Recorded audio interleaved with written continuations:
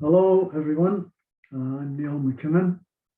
Before presenting my address, I would like to thank my anonymous colleagues who nominated me for this totally unexpected award, and the members of the ASA Cooley-Mead Committee who selected me for the award. Andre Christie Mizell, Committee Chair, Amanda Gengler, Julia McQuillan, Jan Stetz, and Peggy Toitz. I'd also like to thank Steve Hilton for his leadership of the Social Psychology section of the ASA. Introduction. The theme of this address is whether reductionism is the friend or foe of an integrative social psychology. The short answer is that it depends on the kind of reductionism and what an integrative social psychology looks like. The long answer will hopefully emerge as I unfold my argument. I've had a long time interest in reductionism, reaching back to at least my 1994 book, Symbolic Interactionism as Affect Control, in which I discussed downward reductionism at some length, as well as dealing with upward reductionism in my criticism of the postmodern view of self in my 2010 book with David Heiss, Self-Identity and Social Institutions, and which also informs my 2015 book, Self-Esteem and Beyond. I begin my address with a brief discussion of critical realism, the philosophical position that informs my view of reductionism. I then distinguish among different kinds of reductionism, arguing for a version that accepts individual level explanatory variables from psychology and neuroscience, while maintaining that they cannot explain social phenomena without residue, because social phenomena have irreducible emergent properties. I discuss emergence as in the context of the threat of neuroscience that neuroscience has posed for psychology, because of the lesson it contains for employing individual level explanatory variables in sociology and social psychology. I briefly discuss affect control theory and cultural sociology as examples of employing individual level variables. I conclude by presenting a model of an integrative social psychology, locating the different kinds of reductionism in this model, along with several examples of social psychological theories. Figure 1 illustrates components of the critical realism position I take in this address. Critical realism was a term coined by the philosopher Bashkar in 1975, 1989, and applied to the social sciences by Margaret Archer in 1995 and subsequent books and writings under the rubric social realism. My discussion of critical realism and reductionism is indebted to Andrew Sayer's account in 2005 and 2010. Critical realism maintains, just to hit a few highlights, it maintains that the world exists independently of our knowledge of it. In other words, there's a difference between a theory of being, ontology, and a theory of knowledge or epistemology. And to conflate the two is to commit an epistemic fallacy. On the epistemological side, it accepts that both causality and interpretation, Verstehen hermeneutics, are necessary for understanding the social world. On the ontological side, the position maintains a belief in a stratified ontology and emergence. I'll deal with each in turn. A stratified ontology assumes an upward progression from physics, chemistry, and biology to the social sciences with asymmetric relations between strata. Emergence occurs when the conjunction of two or more elements give rise to a new phenomenon with emergent properties that are irreducible to those of its constituent elements. Now, there's a difference between strong and weak emergence.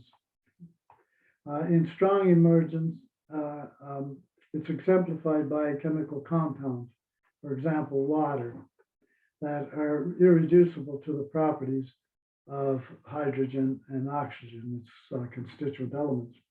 Weak emergence is exemplified by a flock of starlings.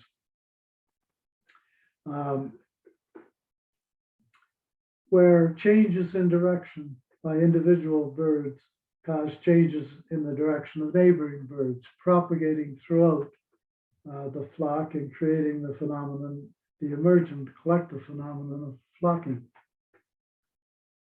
In strong, the criterion to distinguish between strong and weak emergence is that in strong emergence, interacting elements lose their independence as constituent elements, whereas in weak emergence, interacting elements retain their independence.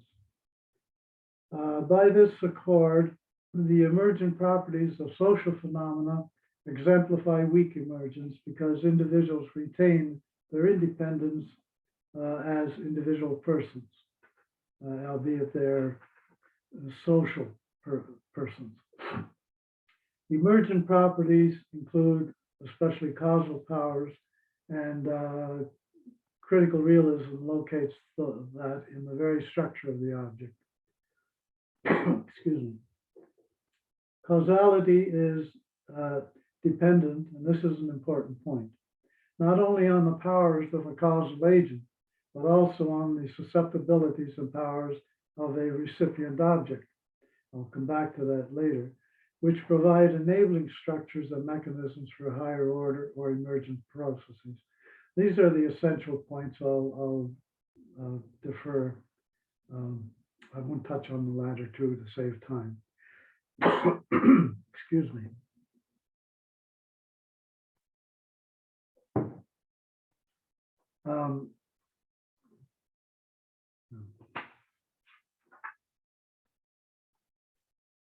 By this accord, the emergent properties of social phenomena are exemplified a weak form of emergence because individuals retain their independence. I touched on that. Okay. Now,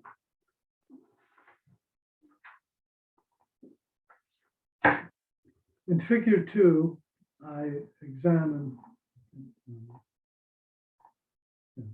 In figure 2, I illustrate the different types of reductionism with which I deal in this talk. First of all, reductionism can be downward, upward, or horizontal, and ontological and epistemological in all cases. The cell descriptions will become clear as I talk. Upward reductionism.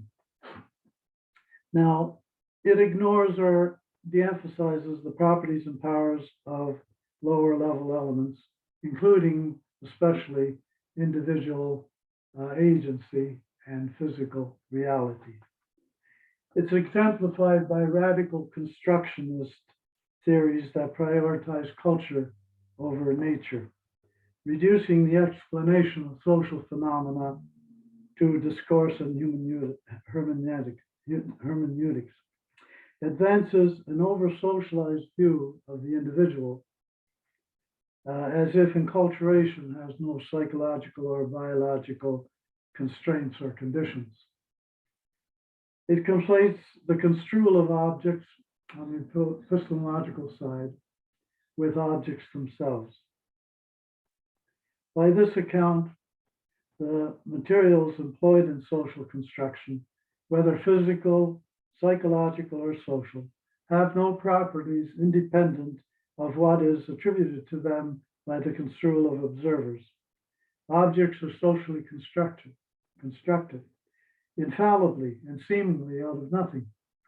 Physical phenomena are no more than their mere construal by physicists, and subjects are simply constituted or produced in discourse. In contrast, critical realism maintains that knowledge is always about something, independent of the construal of observers. For example, there must be something about people at the individual level that makes them susceptible to what Foucault calls subjectification, or enabling them to acquire what Bourdieu calls a habitus. While important in human relations with the natural world, cultural construction and discourse by themselves cannot produce material change. We do not exist only as social or cultural beings. We exist simultaneously at the psychological, biological, and physical levels of being, and our intervention in the world, our relation with the world, is enabled by the causal powers we possess at these levels, as well as by the properties of the objects we act upon. While rejecting upward reductionism of cultural constructionism, radical constructionism, critical realism accepts that an adequate explanation of social phenomena requires both causal agency and interpretive understanding. So we don't throw the baby out with the bathwater. Horizontal reduction. I'll deal with this very briefly. We don't think of reduction when we think, we don't think of horizontal when we think of reduction.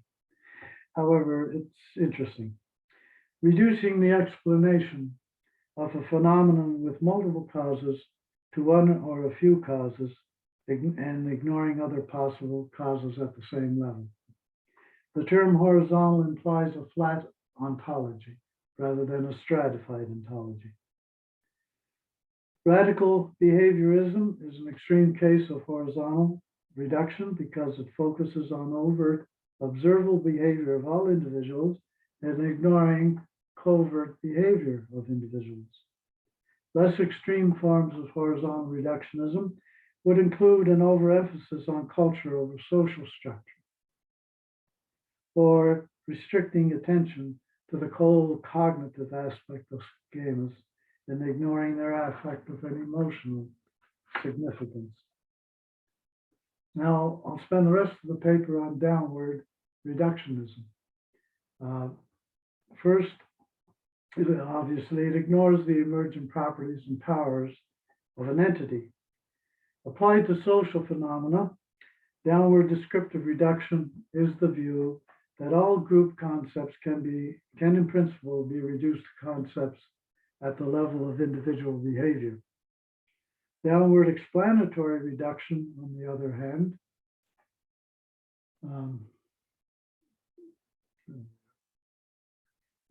hand, is the view that all propositions, rather than concepts, propositions about group behavior can be reduced to propositions about individual behavior.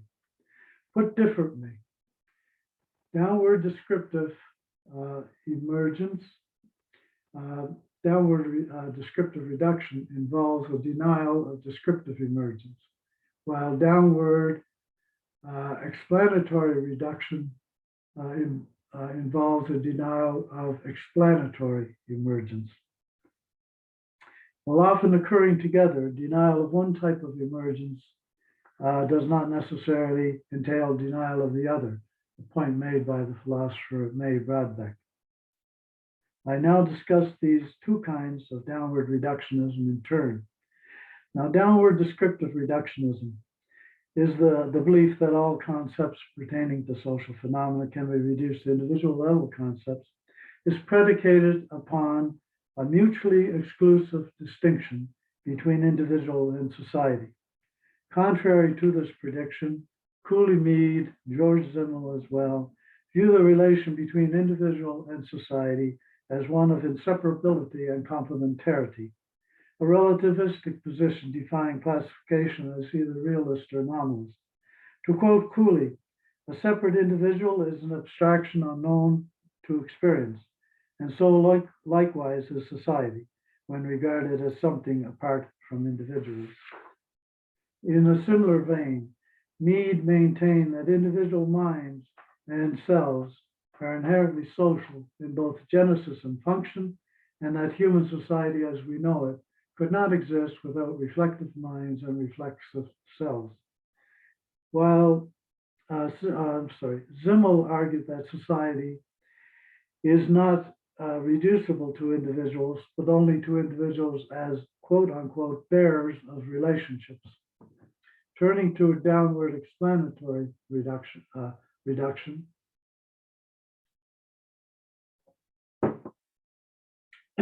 Now, first of all, I think most social scientists accept some degree of descriptive emergence, that there is emergence as you move from individual to group phenomena.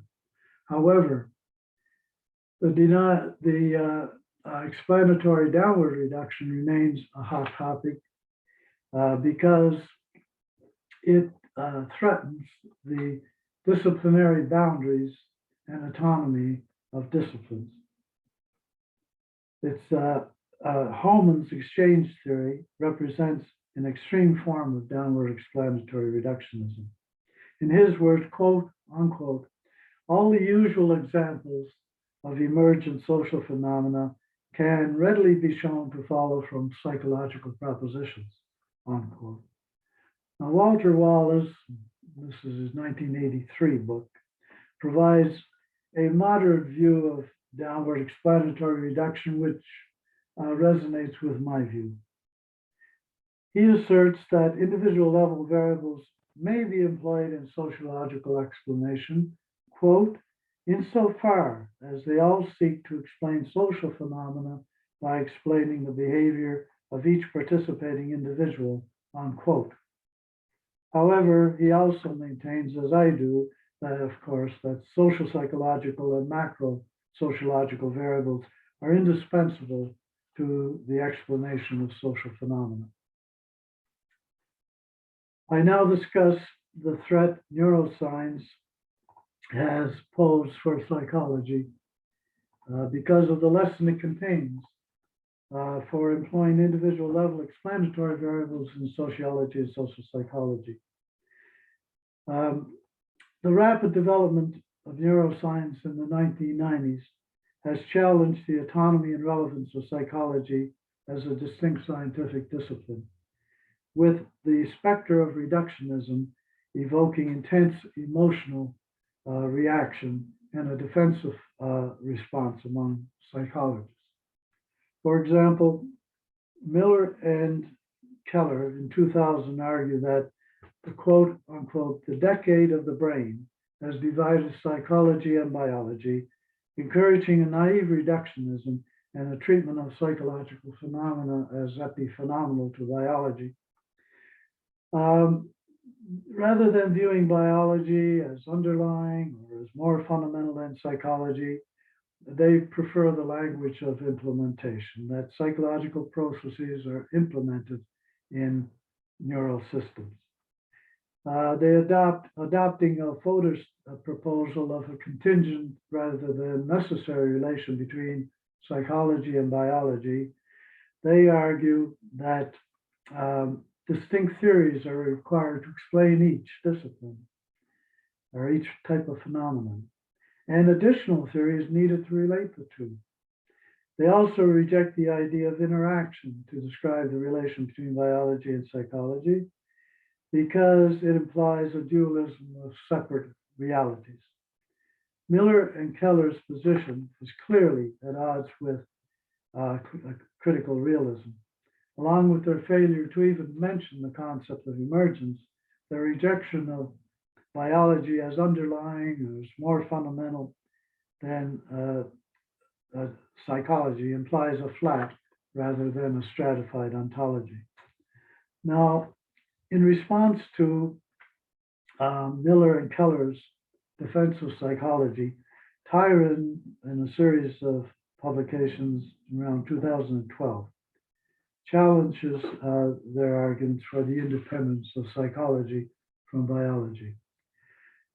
Tyron argues that a more compelling argument against the reduction of of psychological phenomena by neuroscience can be made by arguing the case for emergence, which he refers to as quote unquote the explanatory complement of reductionism.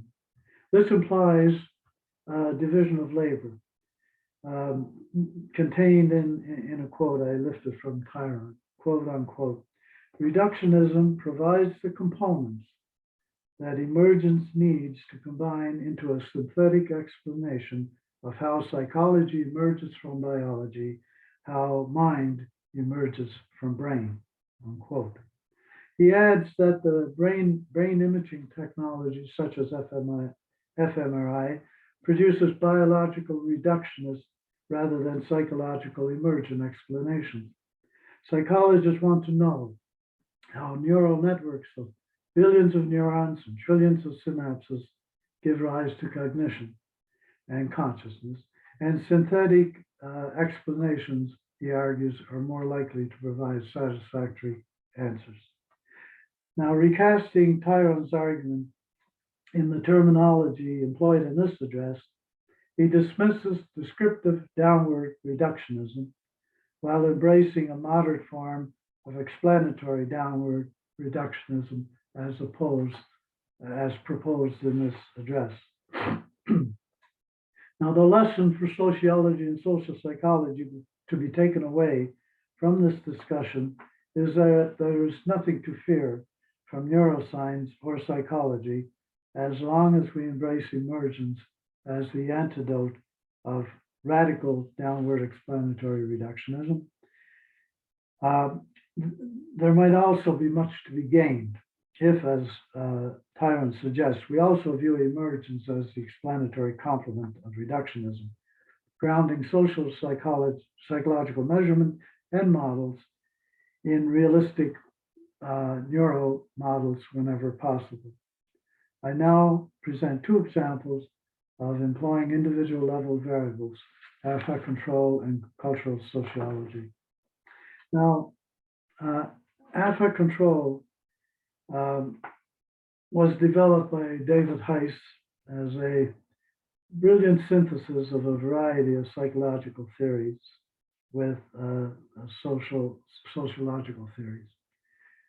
Specifically, Osgood's model of attitude measurement, Golub's ABO model of impression formation, and Power's cybernetic control model of perception, and blending these theories with action theory and symbolic interactionism from sociology.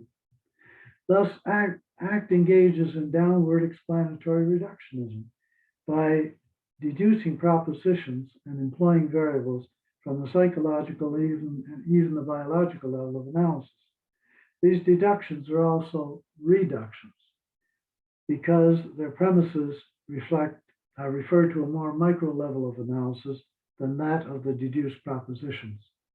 And I'm applying a point made by Meg Rodbeck here.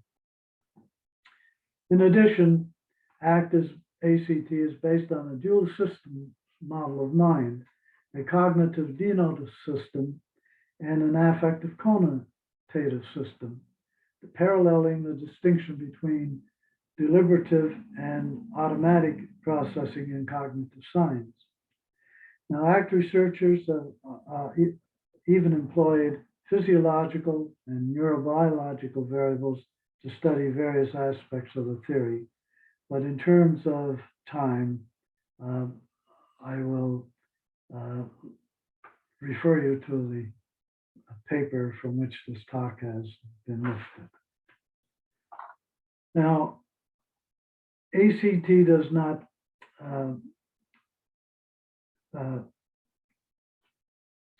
represent a reductionism, a psychological reductionism, because it allows for the emergence of properties from social acts.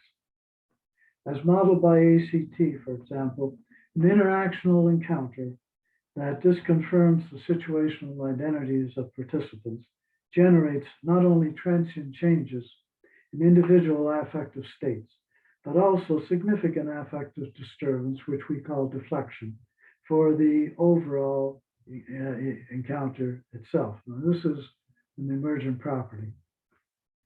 The application of, turning to the second example, the application of cognitive science to cultural sociology. Again, I'll have to be more brief than I would like. DiMaggio emphasizes the important role of schemas in cognitive processing. And because they're so rich in cultural content, he suggests that they may be the basic units of culture. He draws a parallel between institutional constraint versus individual agency in sociology to two modes of cognition in psychology. Again, the automatic cognition of schematic processing and the deliberative cognition that comes into play when schemas fall short. Cerullo draws a number of concepts from cognitive science as well, including schemas and the distinction between automatic and deliberative cognition. And she applies other concepts from cognitive science, and specifically graded membership and primacy and recency effects to respectively blind optimism and media accounts of violence. Turning to Vasey's work in cultural sociology, he connects the cognitive science distinction, again, between deliberative and automatic thinking to Giddens' distinction between discursive and practical consciousness, which is similar to a distinction embodied in Bourdieu's concept of habitus. In order to develop a dual process model of culture in action based on a connectionist understanding of neural networks. Besides functioning to make sense and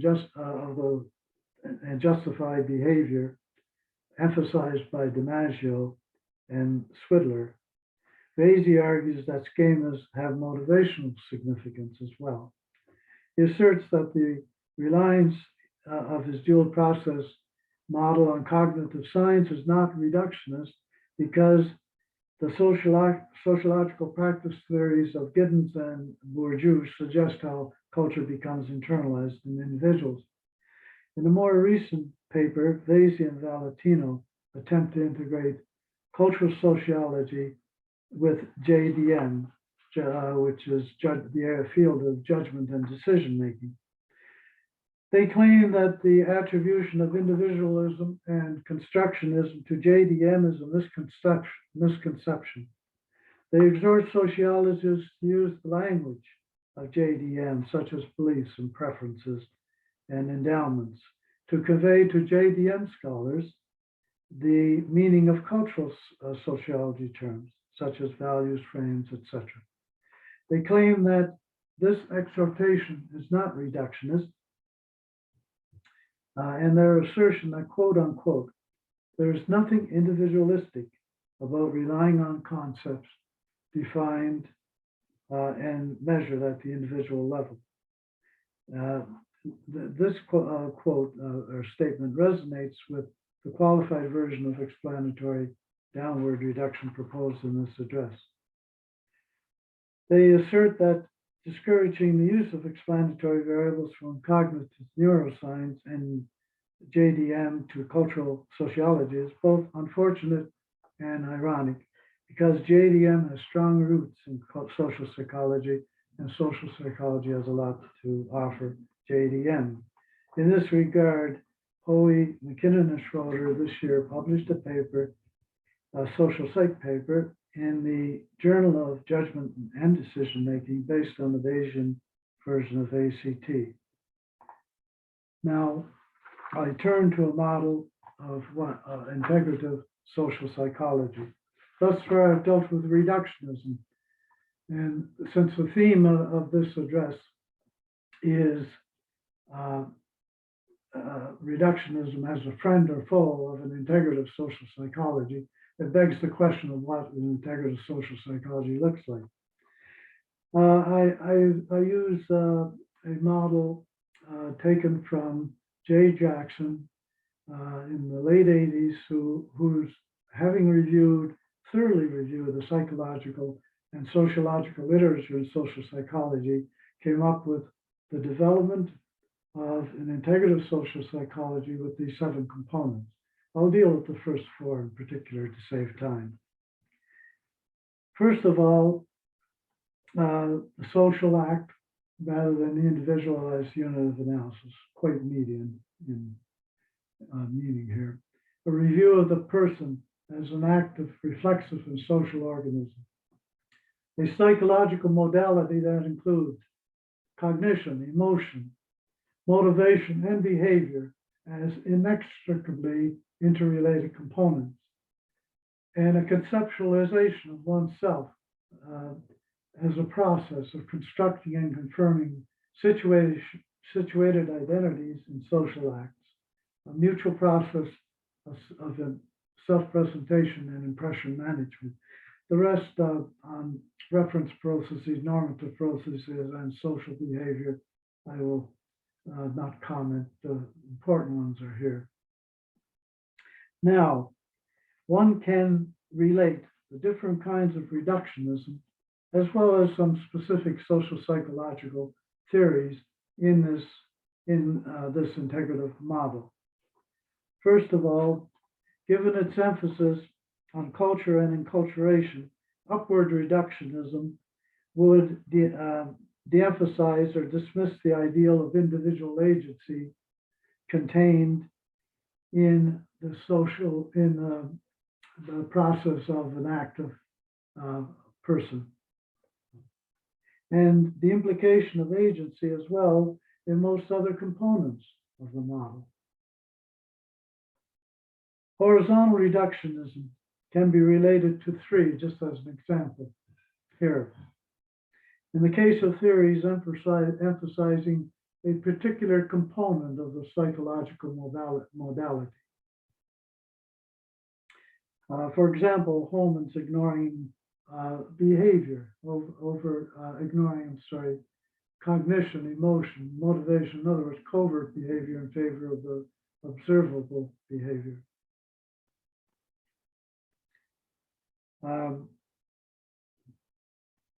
Downward descriptive reductionism would dismiss the concept of a social act as the unit of analysis. And that's implicated in 1, 4, 5, 6, and 7, and it would also dismiss reference to the social act as a defining feature of personhood.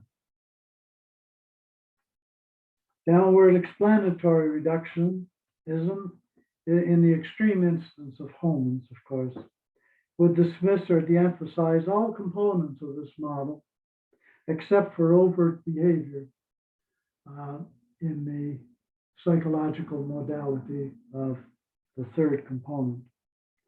In contrast, there are other exchange theories, and I don't have time to go through them all, but I mean, going from the work of Blau, Emerson, Singelman, to the work of Lawler, Jung, Thye, Mohm and Cook, and others, whose brand of exchange theories would encompass all or at least most of the other components of an integrative social psychology. And since Jackson's model coincides with median social psychology and symbolic interactionism, it would satisfy both affect control theory and identity theory of Burks and Stetz and Associates would also satisfy all components of the model. Now, to conclude this address, the theme of this address has been reductionism as friend or foe of an integrative social psychology. I have argued that upward and horizontal reduction, along with downward descriptive reduction and extreme forms of downward explanatory reduction, have negative consequences for an integrative social psychology. This leaves the qualified version of downward explanatory reduction proposed in this address as the exception, allowing for the importation of explanatory variables from psychology and neuroscience in explanations of social phenomena, while maintaining that they do not explain social phenomena without residue, because social phenomena have emergent and irreducible properties. Excuse me. I addressed reductionism from the position of critical realism, a view of reality based on a stratified ontology and emergence. And I have argued that emergence should be treated as an explanatory complement of reductionism. I use affect control theory and cultural sociology as exemplars of the valid use of individual explanatory variables in social psychology. I proposed a model of what an integrative social psychology looks like, locating each kind of reductionism and examples of social psychological theories in this model. In conclusion, we must set aside interdisciplinary and intradisciplinary parochialism to promote an integrative social psychology, embracing both individual and group level variables and explanations of social phenomena. Thank you for listening.